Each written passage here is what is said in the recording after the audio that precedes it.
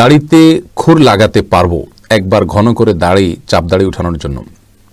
ভাই হাসান, চাপ দাড়ি উঠানোর জন্য খুর লাগানো জায়েজ নেই।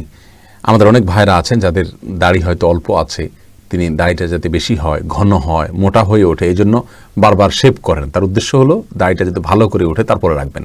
অর্থাৎ এটা শেভটা ভালো উদ্দেশ্যে করা হয়ে থাকে। তো উদ্দেশ্য ভালো হলে কি হবে, পদ্ধতিটা ভালো না। মনে রাখবেন, উদ্দেশ্য ভালো হলেই সবসময় কাজ ভালো হয় না।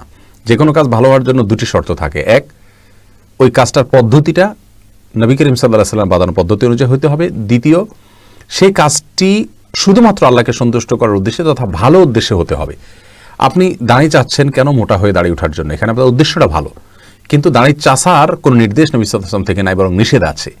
নিষেধ আছে এই অর্থে যে তিনি নির্দেশ করেছেন আফুল্লুহা, তোমরা দাড়িকে ছেড়ে দাও, লম্বা করো, আর খুল্লুহা। অতএব এরকম অবস্থায় আপনি এই দাড়ি চাষা বা শেভ করার যে কাজটা, এটা আপনার জন্য হারাম হবে। এই কাজটা আপনার করা সঠিক হবে না।